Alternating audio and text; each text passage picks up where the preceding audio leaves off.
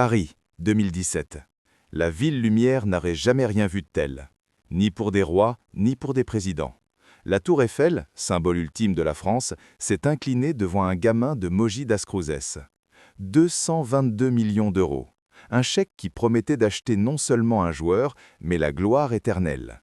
Le PSG ne recrutait pas un athlète, il recrutait le prince de Barcelone, le seul héritier légitime du trône de Lionel Messi. 6 ans plus tard, l'amour s'est transformé en haine. Le rêve est devenu un cauchemar. Comment le mariage le plus cher de l'histoire du football s'est-il terminé par un divorce litigieux, sans fête d'adieu, juste avec des insultes devant la porte de sa maison? Ce n'est pas seulement une histoire de football, c'est une histoire d'orgueil, de trahison et de la collision brutale entre le style de vie brésilien et l'exigence française. Pour comprendre la haine de Paris, il faut comprendre l'amour de Barcelone.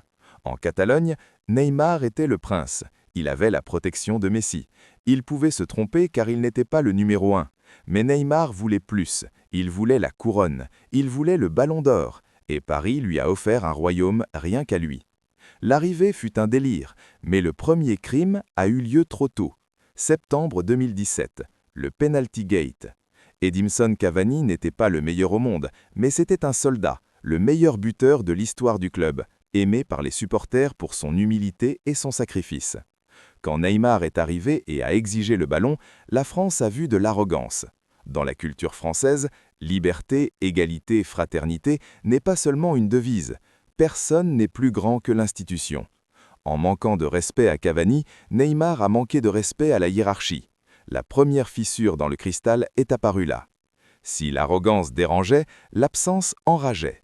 Il existe une coïncidence cruelle dans la tragédie de Neymar à Paris.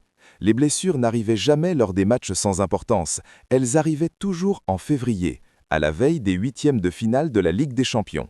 2018, blessure, forfait contre le Real Madrid, élimination.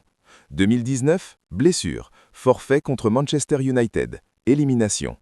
Pour le supporter parisien, qui paye l'un des salaires les plus élevés du monde, l'équation était simple. Nous payons le salaire le plus élevé du monde, et quand nous avons le plus besoin de lui, il est au Carnaval de Rio.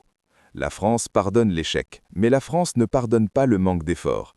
Voir sa plus grande star danser à Salvador pendant que l'équipe était humiliée à Paris a créé une blessure qui n'a jamais cicatrisé. Le récit était écrit, c'est un mercenaire à mi-temps.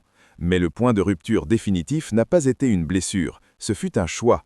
À l'été 2019, Neymar a fait l'impensable. Il a déclaré publiquement son désir d'abandonner le projet. Il voulait retourner dans les bras de Messi. Il voulait retourner à Barcelone. Paris s'est senti comme un amant trahi. Ils lui ont donné la tour Eiffel, ils lui ont donné l'argent, et il a dit « Je ne veux pas de vous ». Son retour au stade s'est fait dans une ambiance de guerre civile. Il a été hué pendant 90 minutes par ses propres supporters. Et puis, le génie. Hué, détesté, insulté, il marque un but sur un retourné acrobatique à la dernière minute. Il n'a pas célébré avec les supporters, il a célébré avec froideur. C'était une relation purement professionnelle désormais. Vous me payez, je joue, mais ne me demandez pas d'amour. Il y a eu un moment, un bref moment en 2020, pendant le silence de la pandémie, où la paix semblait possible. Neymar a porté l'équipe sur ses épaules jusqu'en finale de la Ligue des Champions. Sans fête, sans distraction, juste du football. Il a touché la coupe en finale contre le Bayern. Il a pleuré. Mais quand la normalité est revenue, la hiérarchie a changé. Un nouveau roi a émergé. Kylian Mbappé, l'enfant de Bondy, le français, le travailleur. Alors que Neymar représentait le chaos, le poker et les fêtes, Mbappé représentait l'efficacité et l'identité parisienne. Le PSG a dû choisir, et il a choisi son propre fils. Neymar a vieilli. Les blessures ont présenté la facture. La vitesse n'était plus la même, et le salaire restait astronomique. Il est devenu le symbole de tout ce qui n'allait pas au PSG. Le marketing au-dessus du football. Les paillettes au-dessus de la sueur. Quand il est parti pour l'Arabie Saoudite en 2023, il n'y a pas eu d'hommage, pas de vidéo d'adieu au stade, pas de merci. Il y a eu du relief. Pour les Français, Neymar a été la plus grande promesse brisée de l'histoire du sport. A-t-il marqué des buts? Oui.